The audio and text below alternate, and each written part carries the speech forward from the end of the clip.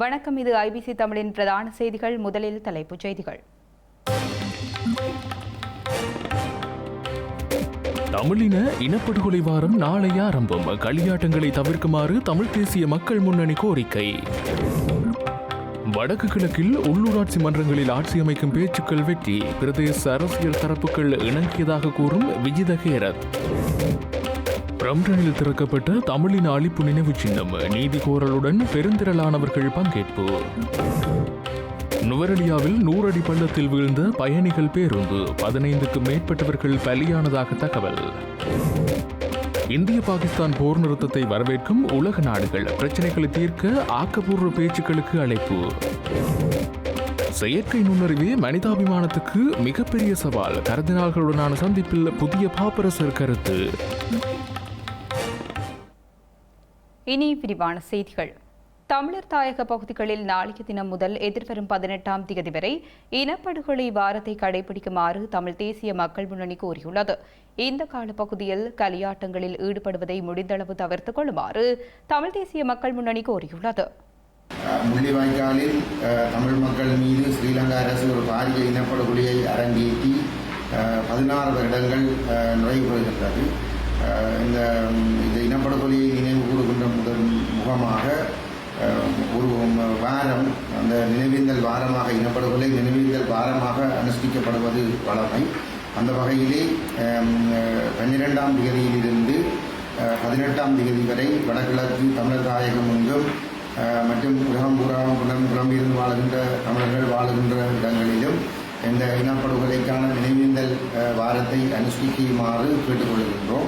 இந்த காலப்பகுதியிலே தாயகத்திலே இந்த களியாட்ட நிகழ்வுகளை தவிர்த்து எங்களுடைய மக்கள் உயிர் கொடுத்த சிங்கள பௌத்த பேரினவாத அரசினால், அதுவும் குறிப்பாக இப்பொழுது ஆட்சியில் இருக்கின்ற அனுரகுமார திசாநாயக்க தலைமையாக இருக்கிற ஜேவிபி என்கின்ற இனவெறி கட்சியினுடைய அந்த கொலைவெறி காரணமாக சிங்கள இளைஞர்கள் திரட்டி இராணுவத்திற்கு கொடுக்கப்பட்டு ராஜபக்ச அரசுக்கு அழுத்தங்கள் ஏற்படுத்தப்பட்டு உருவாக்கப்பட்ட அந்த போர், தீவிரப்படுத்தப்பட்ட அந்த போர் இந்த இன அழிப்பு காரணமாக அமைந்தது.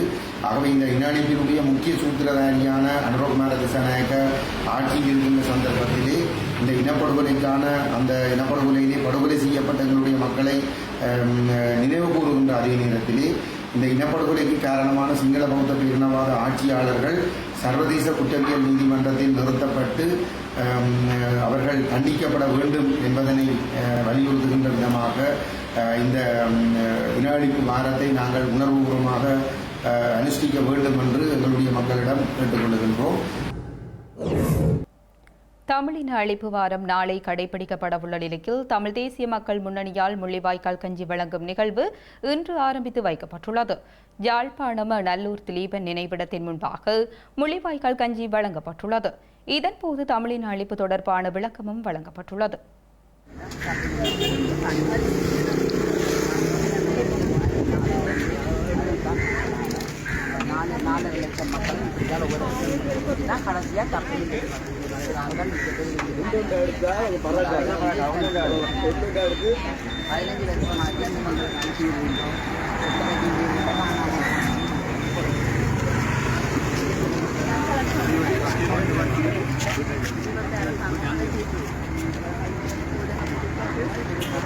என்ன போல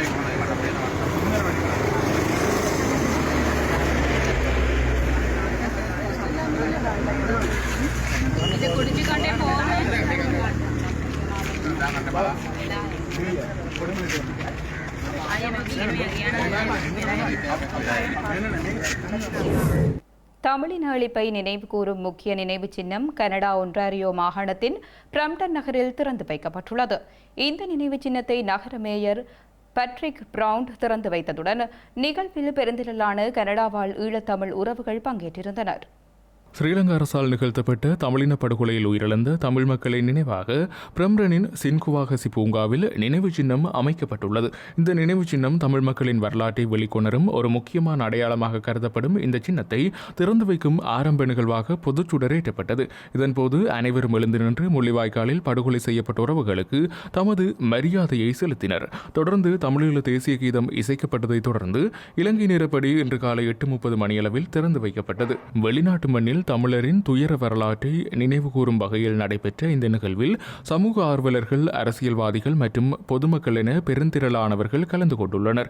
குறிப்பாக இனப்படுகொலையில் இருந்து உயிர் தப்பியவர்கள் உட்பட கனடாவின் பல்வேறு பகுதிகளில் வாழும் ஈழத்தமிழர்களும் ஈழத்தமிழ் பூர்வீகத்தை கொண்டவர்களும் இந்த நிகழ்வில் பங்கேற்றனர். பிக்கரிங் புரூக்லின் தொகுதி நாடாளுமன்ற உறுப்பினர் யூனிதா நாதன், ஒன்டாரியோ மாகாண அமைச்சர்கள், மாகாண சபை உறுப்பினர் விஜய் தணிகாசலம், பிரம்ரன் நகர மேயர் பட்ரிக் பிரவுன் உள்ளிட்ட அரசியல்வாதிகளும் இந்த நிகழ்வில் கலந்து கொண்டிருந்தனர். இந்த நிகழ்வில் ஈழப்பாடல்கள் ஒலிக்க செய்யப்பட்டிருந்ததுடன் தமிழ் மக்களுக்கு எதிரான இனப்படுகொலையை தடுப்பதற்கு சர்வதேசம் தவறிவிட்டதான விமர்சனமும் முன்வைக்கப்பட்டுள்ளது.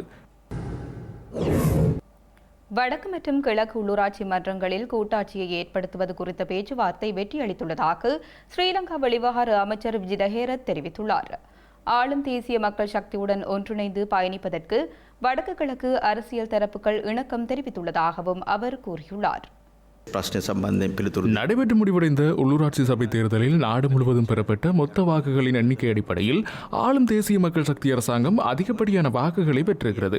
இதன்படி ஜனாதிபதி அனுரகுமார் திசாநாயக்கவின் தலைமையிலான உள்ளூராட்சி சபை தேர்தலில் களமிறங்கிய தேசிய மக்கள் சக்தி கட்சியானது 3927 உறுப்பினர்களையும் பெற்றிருக்கிறது.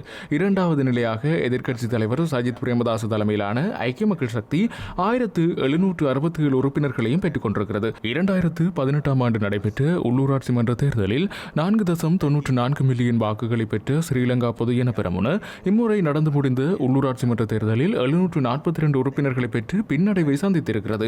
ஆனால் ஆளும் தேசிய மக்கள் சக்தி வடக்கு மற்றும் கிழக்கில் பின்னடைவுகளை சந்தித்ததுடன் தென்னிலங்கையிலும் ஒரு சில உள்ளூராட்சி மன்றங்களில் தனித்து ஆட்சியமைக்க பெரும்பான்மை இல்லாத நிலை உள்ளது. இவ்வாறானதொரு சூழ்நிலையில் வெற்றி பெற்ற சுயேட்சை குழுக்கள் உள்ளிட்ட சில அரசியல் கட்சிகளுடன் ஒன்றிணைந்து உள்ளூராட்சி மன்றங்களில் ஆட்சியமைப்பது தொடர்பில் தேசிய மக்கள் சக்தி பேச்சுவார்த்தைகளை முன்னெடுத்து வருகிறது. இதுவரையில் முன்னெடுக்கப்பட்ட கலந்துரையாடல்கள் வெற்றியளித்துள்ளன. ஸ்ரீலங்கா அரசாங்கத்திற்கு எதிராக உள்ளூராட்சி மன்றங்களை நிறுவுவதற்கு நிபந்தனைகளின்றி ஒத்துழைப்பு வழங்க தயாராக உள்ளதாக ஐக்கிய மக்கள் சக்தியின் நாடாளுமன்ற உறுப்பினர் நளின் பண்டார தெரிவித்துள்ளார். ஏனைய கட்சிகளுடன் சுமூகமான பேச்சுவார்த்தைகளை முன்னெடுத்து பலமான சபைகளை நிறுவுவதற்கு நடவடிக்கை எடுக்கப்படும் எனவும் நளின் பண்டார தெரிவித்துள்ளார். எதிர்க்கட்சிகளின் வாக்குகள் லட்சத்தில் அதிகரித்துள்ள நிலையில் அரசாங்கத்தின் வாக்குகள் மில்லியன்களில் குறைவடைந்துள்ளன. இதனை நியாயப்படுத்துவதற்கு அரசாங்கம் பாடுபட்டு வருகிறது. வாக்களிப்பு வீதம் குறைவடைந்துள்ளதை ஒரு காரணமாக கூறுகின்றனர். அவ்வாறெனில் ஐக்கிய மக்கள் சக்தி மற்றும் பொதுஜன பெரமுனவின் வாக்குகள் எவ்வாறு அதிகரித்தன? அதிகாரத்தை தக்க வைத்துக் கொள்வதற்காக அரசாங்கம் ஒழுக்கத்திலிருந்தும் விலகி செயற்பட்டுக் கொண்டிருக்கிறது. அது மாத்திரமன்றி தேசிய மக்கள் சக்தியின் கொள்கைகள் கூட கைவிடப்பட்டிருக்கின்றன. மக்கள் வழங்கியுள்ள செய்தி தொடர்பில் அரசாங்கம் இதனை விட ஆழமாக சிந்திக்க வேண்டும். அரசாங்கம் அதன் ஆயுட்காலம் 5 ஆண்டுகளா அல்லது 1 வருடமா என்பதை தீர்மானிக்க வேண்டிய நிலையில் உள்ளது. பணம் மற்றும் சிறப்புரிமைகளுடன் சுயேட்சை குழுக்கள் மீது அரசாங்கம் வலை வீசுவதாகவே எமக்கு தகவல்கள் கிடைத்துள்ளன. எவ்வாறு இருப்பினும் அரசாங்கத்துக்கு எதிராக உள்ளூராட்சி மன்றங்களை நிறுவுவதற்கு எதிர்க்கட்சிகள் நிபந்தனைகளின்றி ஒத்துழைப்பு வழங்க தயாராக உள்ளன. ஏனைய கட்சிகளுடன் சுமூகமான பேச்சுவார்த்தைகளை முன்னெடுத்து பலமான சபைகளை நிறுவ நடவடிக்கை எடுக்கப்படும். யாழ்ப்பாணத்தில் தொடருந்து மோதி இன்று காலை ஒருவர் உயிரிழந்துள்ளார். யாழில் இருந்து கொழும்பு நோக்கி பயணித்த தொடருந்து இன்று காலை பளை பகுதியில் உந்துருளி ஒன்றுடன் மோதியுள்ளது. இந்த நிலையில் உந்துருளியில் பயணித்த நபர் சம்பவ இடத்திலேயே உயிரிழந்துள்ளார். விபத்து தொடர்பான மேலதிக விசாரணைகளை பளை காவல்துறையினர் மேற்கொண்டு வருகின்றனர். மலையக தமிழர்கள் சிறைந்து வாழும் பகுதியில் இன்று ஏற்பட்ட பேருந்து விபத்தில் 10க்கும் மேற்பட்டவர்கள் உயிரிழந்துள்ளதுடன் மேலும் பலர் படுகாயமடைந்துள்ளனர். காயமடைந்தவர்களில் பலர் உயிருக்கு ஆபத்தான நிலையில் சிகிச்சை பெறுவதால் உயிரிழப்புகளின் எண்ணிக்கை மேலும் அதிகரிக்கலாம் என அச்சம் வெளியிடப்பட்டுள்ளது. நுவரெலியா கம்பளை பிரதான வீதியில் கொத்மலை ரம்போட கெரண்டியல பகுதியில் பயணிகள் பேருந்து ஒன்று இன்று அதிகாலை 4:30 மணியளவில் 100 அடி பள்ளத்தில் வீழ்ந்துள்ளது. கதிர்காமத்திலிருந்து குருநாகல் நோக்கி சென்ற இலங்கை போக்குவரத்து சபைக்கு சொந்தமான பேருந்தே இவ்வாறு விபத்துக்குள்ளாகியுள்ளதாக கொத்மலை காவல்துறை நிலைய அதிகாரி ஒருவர் தெரிவித்தார். இந்த விபத்தில் உயிரிழந்தவர்களின் உடல்கள் கொத்மலை பிரதேச வைத்தியசாலையில் வைக்கப்பட்டுள்ளன. அதே நேரத்தில் விபத்தில் உயிரிழந்த சிலரின் உடல்கள் பேருந்துக்கு அடியில் சிக்கியுள்ளன. இந்த உடல்களை மீட்க காவல்துறையினரும் பிரதேசவாசிகளும் கடும் முயற்சிகளை மேற்கொண்டு வருகின்றனர். இந்த பேருந்தில் சுமார் 75 பயணிகள் இருந்ததாக காவல்துறையினர் தெரிவித்த நிலையில் உயிரிழப்புகளின் எண்ணிக்கை மேலும் அதிகரிக்கலாம் என அச்சம் வெளியிடப்பட்டுள்ளது. இந்த விபத்தில் காயமடைந்தவர்கள் கொத்மலை பொது வைத்தியசாலை, நுவரெலியா மாவட்ட பொது வைத்தியசாலை, கம்பளை மற்றும் நாவலப்பட்டி பகுதியில் உள்ள வைத்தியசாலைகளில் அனுமதிக்கப்பட்டு சிகிச்சை பெற்று வருகின்றனர். மேலும் காயமடைந்தவர்களில் பலரின் நிலை கவலைக்கிடமாக உள்ளது என தகவல்கள் வெளியாகியுள்ளது. பயணித்துக் கொண்டிருந்த பேருந்தில் ஏற்பட்ட திடீர் தொழில்நுட்ப கோளாறே விபத்திற்கு காரணமாக இருக்கலாம் என இந்த விபத்து குறித்து விசாரணை நடத்தி வரும் கொத்மலை காவல்துறையினர் கூறியுள்ளனர். பதுளை வெளிமடையில் இடம்பெற்ற பேருந்து விபத்தில் ஒருவர் பலியாகியுள்ளதுடன் 20க்கும் மேற்பட்டோர் காயமடைந்துள்ளனர். பண்டாரவளியிலிருந்து வெளிமடை நோக்கி பயணித்துக் கொண்டிருந்த தனியார் பேருந்தே இவ்வாறு விபத்துக்குள்ளாகியுள்ளது. டயரபா பிரதேசம் அருகே பள்ளத்தாக்கு ஒன்றில் கவிழ்ந்து விபத்துக்குள்ளாகியுள்ளது. விபத்தில் ஒருவர் உயிரிழந்துள்ளதுடன் 20 பேர் காயங்களுடன் மீட்கப்பட்டு டயரபா மீராவத்தை மருத்துவமனையில் அனுமதிக்கப்பட்டுள்ளனர். மேலதிக சிகிச்சைகளுக்காக 8 பேர் வெளிமடை மருத்துவமனைக்கு மாற்றப்பட்டுள்ளனர். இந்த நிலையில் மேலதிக விசாரணைகளை வெளிமடை காவல்துறையினர் மேற்கொண்டு வருகின்றனர். யாழ்ப்பாணம் வண்ணை குளங்கரை மருதடி ஸ்ரீ காமாட்சி அம்பாள் ஆலய வருடாந்த தேர் திருவிழா இன்று மிக சிறப்பாக இடம்பெற்றது.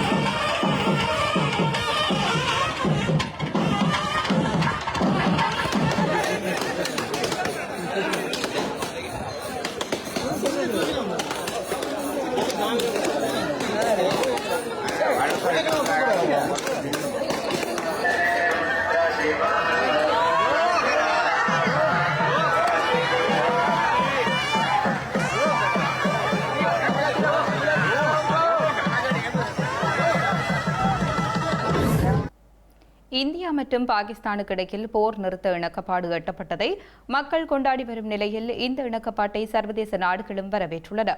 அத்துடன் 2 நாடுகளுக்கும் இடையில் இருக்கும் பிரச்சினைகளை தீர்ப்பதற்கு ஆக்கப்பூர்வமான பேச்சுக்களை நடத்துவதற்கான அழைப்பும் சர்வதேச நாடுகள் விடுத்துள்ளன. காஷ்மீரின் பகல்காமில் நடத்தப்பட்ட தாக்குதலில் 26 சுற்றுலா பயணிகள் பலியான சம்பவத்தின் எதிரொலியாக கடந்த 4 நாட்களாக பாகிஸ்தான் மற்றும் இந்தியாவுக்கு இடையில் மோதல் ஏற்பட்டது. இந்த மோதல்கள் அமெரிக்காவின் மத்தியஸ்தத்தை அடுத்து நிறுத்தப்பட்டுள்ள நிலையில் 2 நாட்டு மக்களும் போர் நிறுத்த இணக்கப்பாட்டை கொண்டாடி வருகின்றனர். இந்த நிலையில் 2 நாடுகளும் போர் நிறுத்தத்திற்கு இணங்கியுள்ளதை ஐரோப்பிய ஒன்றியம், இஸ்லாமிய ஒத்துழைப்பு அமைப்பு உள்ளிட்ட சர்வதேச நாடுகள் வரவேற்றுள்ளன. அந்த வகையில் அமெரிக்காவின் ஜனாதிபதி மீண்டும் தனது சமூக ஊடகமான ட்ரூத் சோசியலில் இந்தியா மற்றும் பாகிஸ்தான் தலைவர்களை பாராட்டியுள்ளார். போர் நிறுத்தத்துக்கு இணங்கும் இந்த வரலாற்று மற்றும் வீரமிக்க முடிவை எட்டு அமெரிக்கா உதவ முடிந்தது என்பதில் தாம் பெருமையடைவதாக அவர் கூறியுள்ளார். காஷ்மீர் தொடர்பாக ஒரு தீர்வை எட்ட முடியுமா என்ற விடயத்தில் 2 நாடுகளுடனும் தாம் இணைந்து பணியாற்றுவேன் எனவும் டொனால்ட் ட்ரம்ப் குறிப்பிட்டுள்ளார். செயற்கை நுண்ணறிவு தொழில்நுட்பமே மனிதாபிமானத்திற்கு பிரதான சவாலாக இருக்கும் என பாப்பரசர் 14ஆம் லியோ எச்சரித்துள்ளார். செயற்கை நுண்ணறிவு தொழில்நுட்பம் மனித உறவுகளை ஆபத்தில் தள்ளும் எனவும் அதனை ஒழுங்குபடுத்த சர்வதேச ஒப்பந்தம் தேவை எனவும் மறைந்த பரிசுத்த பாப்பரசர் பிரான்சிஸ் கூறியிருந்த நிலையில் அதேபோன்ற கருத்தை புதிய பாப்பரசரும் முன்வைத்துள்ளார். உலகளாவிய ரீதியில் உள்ள கத்தோலிக்கர்களின் தலைவரான பாப்பரசராக தெரிவு செய்யப்பட்ட பின்னர் 14ஆம் லியோ கர்தினால்களை சந்தித்துள்ளார். அமெரிக்காவின் முதலாவது பாப்பரசரான 14ஆம் லியோ இந்த சந்திப்பில் தமக்கு கிடைத்துள்ள பொறுப்பு தொடர்பான தூர நோக்கத்தை வெளியிட்டுள்ளார். மனித கண்ணியம், நீதி மற்றும் உழைப்பை பாதுகாப்பதில் செயற்கை நுண்ணறிவு தொழில்நுட்ப சவால்களை ஏற்படுத்தியுள்ளதாக அவர் சுட்டிக்காட்டினார். கடந்த மாதம் இயற்கை எய்திய பரிசுத்த பாப்பரசர் பிரான்சிஸை பின்பற்றி இந்த கருத்தை அவர் கூறியுள்ளார். மனிதாபிமான விடயங்களில் மிகவும் முக்கியமான ஒரு விடயமாக செயற்கை நுண்ணறிவு தொழில்நுட்பம் மாறியுள்ளதாக அவர் சுட்டிக்காட்டியுள்ளார். 1878 தொடக்கம் 1903ஆம் ஆண்டு வரையான தொழில்துறை யுகத்தின் ஆரம்பத்தில் மறைந்த 13ஆம் லியோ தொழிலாளர்களின் உரிமைகளை பாதுகாக்க குரல் கொடுத்தார் என அவர் சுட்டிக்காட்டினார். அந்த வகையில் செயற்கை நுண்ணறிவு தொழில்நுட்பம் கொண்டு வந்த நவீன கால புரட்சிக்கு பதிலளிக்கும் விதமாக சமூக கற்பித்தல் தற்போது தேவைப்படுவதாகவும் 14ஆம் லியோ வலியுறுத்தியுள்ளார். இத்தாலிய மொழியில் ஆற்றிய தனது உரையில் பாப்பரசர் 14ஆம் லியோ பிரான்சிஸ் மற்றும் அவரது மரணத்தால் ஏற்பட்ட துக்கத்தை பற்றி மீண்டும் மீண்டும் குறிப்பிட்டதுடன் மறைந்த பரிசுத்த பாப்பரசர் விலை மதிப்பற்ற மரபை விட்டுச் சென்றதாக குறிப்பிட்டுள்ளார். செய்திகளின் நிறைவாக மீண்டும் தலைப்புச் செய்திகள். தமிழின இனப்படுகொலை வாரம் நாளை ஆரம்பம். களியாட்டங்களை தவிர்க்குமாறு தமிழ் தேசிய மக்கள் முன்னணி கோரிக்கை. வடக்கு கிழக்கில் உள்ளூராட்சி மன்றங்களில் ஆட்சி அமைக்கும் பேச்சுக்கள் வெற்றி. பிரதேச அரசியல் தரப்புகள் இணங்கியதாக கூறும் விஜித கேரத். பிரம்டனில் திறக்கப்பட்ட தமிழின அழிப்பு நினைவு சின்னம். நீதி கோரலுடன் பெருந்திரளானவர்கள் பங்கேற்பு.